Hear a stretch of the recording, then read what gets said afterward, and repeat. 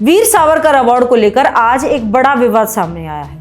एक एनजीओ ने घोषणा की थी कि इस साल ये अवार्ड कांग्रेसी सांसद शशि थरूर को दिया जाएगा, लेकिन शशि थरूर ने साफ कहा है कि उन्होंने कभी ऐसी कोई स्वीकृति दी ही नहीं थी। उन्हें इस बात की जानकारी तक नहीं थी कि उनका नाम अवार्ड फंक्शन के लिए घोषित कर दिया गया।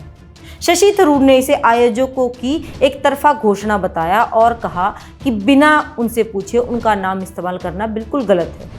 वहीं दूसरी तरफ एनजीओ का दावा बिल्कुल अलग है। उनका कहना है कि करीब 2 हफ्ते पहले उनकी टीम शशि थरूर से मिली थी और उस अवार्ड के बारे में विस्तार से बात हुई थी। एनजीओ का दावा है कि थरूर ने उनसे मुलाकात में सहमति दी थी, जिसके बाद ही उनका नाम आधिकारिक तौर पर घोषित किया गया था। इसी आधार पर अवार्ड समारोह की तैयारी की गई थी, लेकिन अब थरूर द्वारा इनकार किए जाने के बाद पूरा मामला विवाद में बदल गया है। अब थोड़ा सा समझते हैं कि वीर सावरकर अवार्ड क्या है।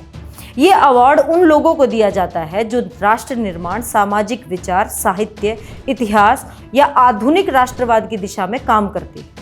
ये अवार्ड विनायक दामोदर सावरकर के नाम पर दिया जाता है, जिन्हें हिंदुत्व विचारधारा और स्वतंत्रता आंदोलन में उनकी भूमिका के लिए जाना जाता है। यही वजह है कि यह अवार्ड अक्सर राजनीतिक और वैचारिक बहसों का हिस्सा बन जाता है। थरूर के इनकार की असल वजह भी इसी वैचारिक संदर्भ से जुड़ी मानी जा रही है। थरूर सावरकर की विचारधारा से सहमत नहीं है और कई बार सार्वजनिक मंचों पर इससे जुड़ी आलोचनात्मक टिप्पणियां भी कर चुके हैं। राजनीतिक तौर पर भी कांग्रेस और सावरकर के विचारों में भारी मतभेद किसी से भी छुपा नहीं है। इसी कारण कई लोग इसे थरूर के वैचारिक रुख का हिस्सा मान रहे हैं। शशि थरूर को यह अवार्ड इसीलिए प्रस्तावित किया गया था क्योंकि एनजीओ का मानना है कि साहित्य, राजनीति और सामाजिक संवाद के क्षेत्र में उन्होंने महत्वपूर्ण योगदान दिया है। लेकिन शशि थरूर का कहना है कि उन्होंने न तो इस अवार्ड में दिलचस्पी जताई थी और न ही वे इसके लिए सहमत थे।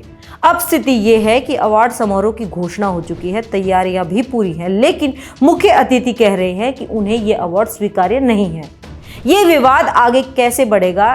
क्या एनजीओ अपना पक्ष और मजबूती से रखेगा या फिर थरूर पर फैसला बदलने का दबाव आएगा? आने वाले वक्त में इससे पूरे मुद्दे पर स्पष्टीकरण मिल पाएगा। इसी के साथ मैं ज्योति देसवाल, आप बने रहिए डिजिटल हरियाणा के साथ। धन्यवाद।